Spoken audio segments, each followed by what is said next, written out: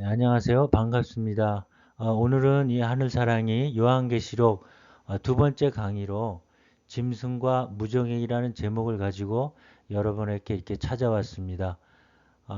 짐승을 이해하려면요, 일곱 머리의 일곱 왕, 또 짐승이 왜 여덟째 왕인지 아는 것도 정말 중요하지만 짐승이 이전에는 있었지만 지금은 없고 장차 올 자라는 그 성경 내용의 말씀도 우리가 반드시 이해하고 넘어가야 짐승을 똑바로 이해할 수가 있는 것입니다.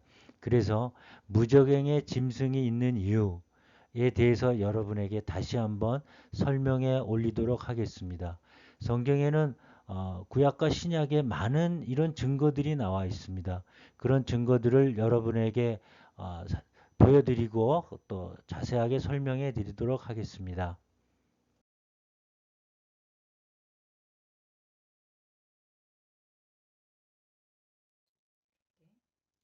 네, 짐승이 마지막 때 나오는 무적행은 과연 어떤 것인지, 그리고 여기에 대한 성경의 증거의 말씀은 무엇인지 살펴보도록 하겠습니다. 요한계시록 11장 7절 말씀이죠. 저희가 그 증거를 마칠 때 무적행으로부터 올라온다는 말씀이십니다. 그러니까는 짐승이 최종적으로 나오는 것은 무적행이었다는 얘기죠. 그리고 요한계시록 17장 7절의 말씀에서도요. 장차 무적행으로부터 짐승이 올라와 멸망으로 들어간다는 얘기가 있습니다. 그런데 무적행이 바다라는 말씀이 또 있어요. 여기서 이제 많은 분들이 뭐 이렇게 헷갈리는데 계시록 13장 1절에 보니까 내가 보니 바다에서 한 짐승이 올라오. 근데 13장에서는 짐승이 바다에서 올라온다 그러고요. 11장에서 하고 17장에서는 무적행으로 올라온다 그러는데 이 세 가지 말씀 중에 어떤 것이 맞는 말씀일까요? 제가 여러분에게 설명하고 싶은 건 다 같은 얘기입니다. 무적행이 바로 바다입니다. 그래서 바다를 또 어떻게 NIV는 설명을 하냐면요. The Angel of the Abyss 이게 바로 무적행의 천사, 무적행의 사자 이렇게 번역하고 있는 말씀이에요. 그래서 무적행을 어비스라고 설명합니다. 여러분 잘 알다시피 어비스는요 깊은 심연의 바다를 얘기를 해요. 그래서 무적행을 히브리 사람들은 어비스라고 표현을 했다는 뜻이죠. 그리고 또 무적행을 뜻하는 또 다른 성경의 말씀들이 있을까요? 예. 신약 성경에 두 군데 나와 있습니다. 여러분에게 소개하면요. 베드로 후서 2장 4절에요. 범죄한 천사들 내용이 나옵니다. 여기서 어두운 구덩이로 나와요. 여기 무적행이죠. 네. 영어로는 이렇게 나오고요. 유다서에서도 그 범죄한 천사들이 영원한 결박으로 흑암에 가두신다는 말씀이 나옵니다. 흑암도 역시 무적행이 되겠습니다.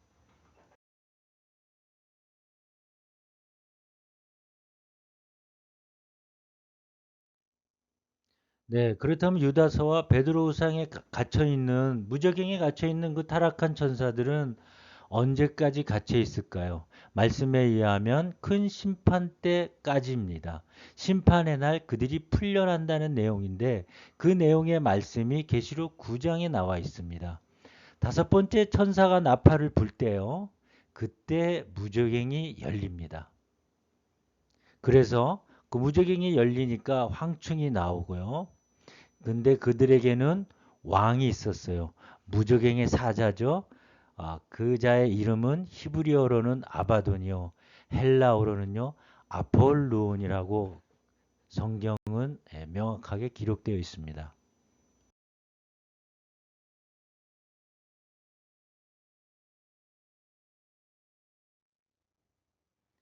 네, 이와 같은 말씀으로 보면요. 무적행은 타락한 천사가 갇히는 감옥이라는 뜻임을 알 수 있습니다.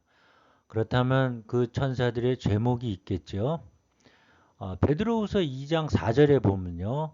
하나님은 범죄한 천사를 용서하지 아니하시고 지옥에 던져 어두운 구덩이에 두어 심판 때까지 지키게 하셨습니다. 그런데 5절 말씀에 그때가 세상을 용서하지 아니하는 노아의 때라고 말씀하십니다. 노아의 때는 창세기 6장의 말씀이죠. 유다서에는요. 자기 지위를 지키지 않고 자기 처소를 떠난 천사를 범죄한 천사라고 얘기를 해요. 근데 그 천사들의 제목이 7절에 나와 있습니다. 소돔과 고모라와 그 이웃 도시들도 그들과 같은 행동으로 음란하여. 그래서 그들과 같다는 얘기는 그들이 소돔과 고모라의 그 이웃 도시가 아닙니다. 소돔과 고모라와 그 이웃 도시들이 그들은 6절에 나와 있는 천사들을 말씀하는 거죠. 그렇다면 소돔과 고모라 이 대표적인 동성애나 성적인 음란이 천사들로 인해서 같이 음란했다는 뜻이기도 합니다. 그래서 유다서에 나오는 천사의 제목은 음란죄입니다. 자기 지위를 지키지 아니하고 자기 처소를 떠난 천사는 음란죄를 지은 천사라는 뜻입니다. 그래서 더 참 큰 의미가 있는 것이 7절에 다른 육체라는 말씀이 있습니다. 이 다른 육체가 참 이상한 뜻인데요. 킹 제임스 성경에는요. 스트레인지 플래시 말 그대로 이상한 육체예요. 그러니까 우리가 같은 동질의 육체가 아니고 않고 완전히 종이 다른 육체를 얘기합니다. 이 얘기는 천사와 사람의 다른 그런 정도 레벨의 이상한 육체라고 볼 수 있는 것입니다.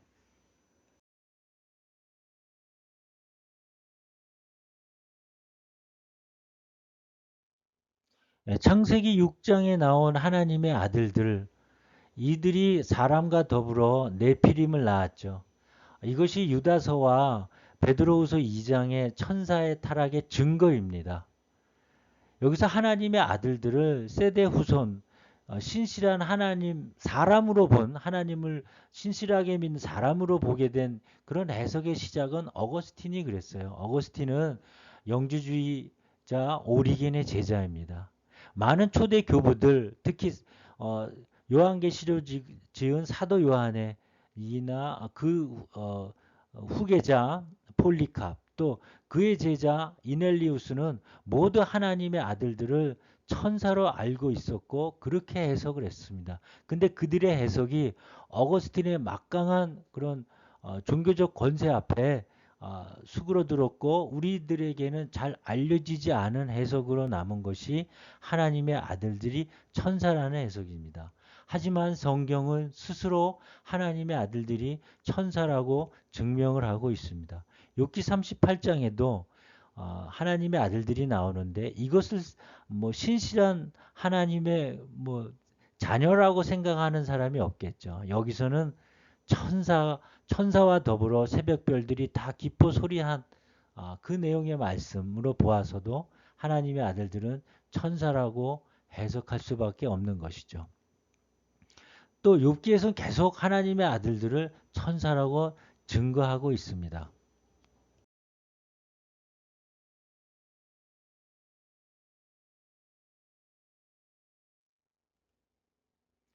예, 그렇다면 창세기 17장 8절에 있었던 전에는 있었지만 지금은 없고 장차 무조경에서 올라올 그 짐승 여덟째 왕인 그 짐승의 향방이 이제 가려졌습니다. 그가 있었던 때는 창세기 6장에 하나님의 아들로 이 인류 역사 안에 있었던 것입니다. 그가 바로 아폴로온입니다.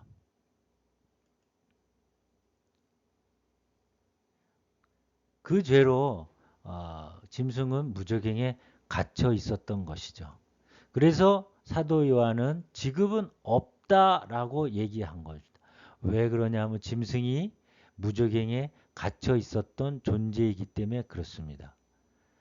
장차 무저갱에서 나온다는 얘기는 유다서와 베드로후서에서도 동일하게 적용하고 있어요. 큰 날, 장차 큰 날의 심판 때 무적행의 결박이 풀어질 것을 예언한 말씀이 유다서와 베드로 후서의 말씀입니다.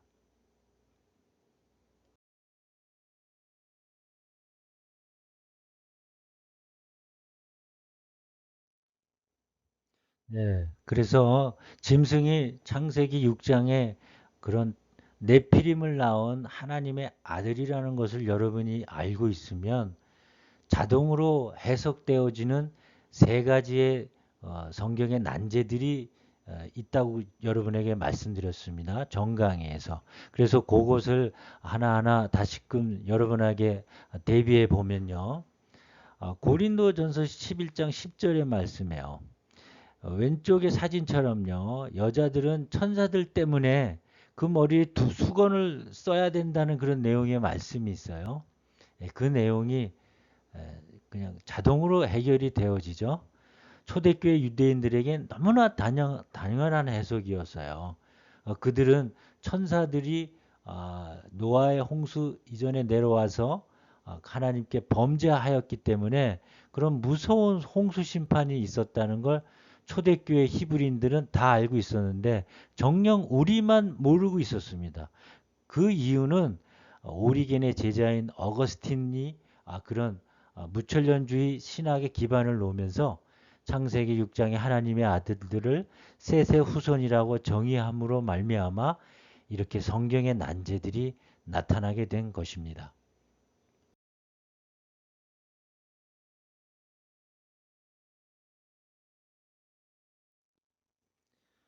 또한 성경의 두 번째 난제도 자동으로 해결된다고 여러분에게 말씀드렸습니다. 그 두 번째 난제는 베드로전서 3장 19절 말씀이죠. 그가 또한 영으로 가서 옥에 있는 영들에게 선포하시느라. 여기서 그가는 예수님이시죠. 예수님이 십자가에 못 박히시고 부활하시기 전에 지옥에 내려가셔서 하신 행적의 말씀이 베드로전서 3장 19장 말씀입니다.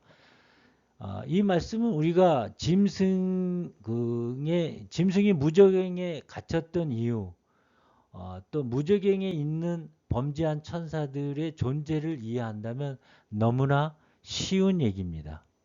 여기서 옥은 우리가 알고 있는 음부나 수월이 아니고요.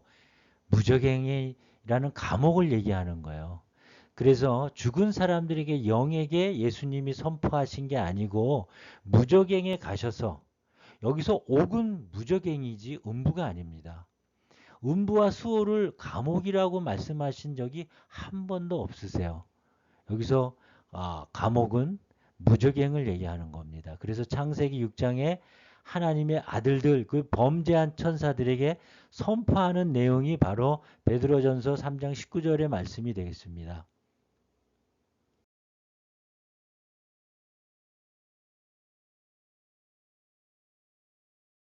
네, 성경의 세 번째 난제도 자동으로 해결되는데요. 그 말씀은 유다서와 베드로후서 2장에 있는 범죄한 천사들이 과연 누구인가라는 내용입니다.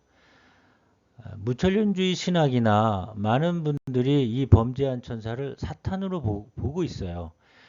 이렇게 되면 참 어려워지는 게 무엇이냐면요. 무저갱에 갇혀 있는 사탄이 동일하게 이 세상도 통치하는 우는 사자처럼 이렇게 두루두루 다니며 삼키차를 찾는다고 하셨는데 그럼 이 세상이 무저갱이 되는 우를 범합니다. 이 세상을 무저갱으로 만들면은 정말 정말 안 됩니다. 김기동 목사의 귀신론이 그 근간이 되는 거 아니겠습니까? 예, 이렇게 해석하면 안 돼요. 그리고 베드로서 6장에 분명히 하늘에 있는 악의 영으로 있는다고 그러죠. 무저갱에 있는 악의 영이 아니고 하늘에 있는 악의 영이 바로 사탄입니다. 그런데 왜 사탄을 무저갱에 들어갔다고 얘기를 합니까? 사탄은 무저갱에 들어가는데 언제 들어가냐면요. 계시록 20장에 재림하시는 강림하시는 예수님의 손에 잡혀서 사탄은 그때 무저갱에 들어가고 지금은 이 세상 임금으로 있습니다. 그래서 유다서 베드로후서의 범죄한 찬사는 짐승과 그의 무리인 창세기 6장의 하나님의 아들들입니다. 그들이 마지막 후 3년 반을 여는 다섯 번째 나팔이 부러질 때 무저갱에 열려서 그들이 이 세상에 나와서 아바돈인 이 여덟 번째 왕이 성도들과 이 세상 교회를 핍박한다는 그 마지막 환란의 메시지가 바로 계시록 9장의 말씀이시고, 네, 그 주인공이 바로 짐승입니다. 그래서 여러분이 무적행에 왜 짐승이 있는지, 짐승과 무적행의 관계를 대해서 여러분에게 다 설명을 했는데요. 다음 한 번 더 짐승에 대한 강의가 있을 것 같습니다. 그 내용은 여러분이 질문을 하시기 전에 제가 여러분에게 언급해 드리면요. 짐승은 후 3년 반을 여는데, 그러면 마지막 한 일에 7년을 시작하는 적그리스도는 언제 나오고, 그 적그리스도와 짐승의 관계가 어떻게 되는지, 그 차이점과 같은 점을 적그리스도와 짐승이라는 제목을 가지고 여러분에게 다시 한번 동영상 만들어서 만나보도록 하겠습니다. 지금까지 설명 들어주셔서 고생하셨고요. 다음 시간에 또 만나길 기대하겠습니다. 감사합니다.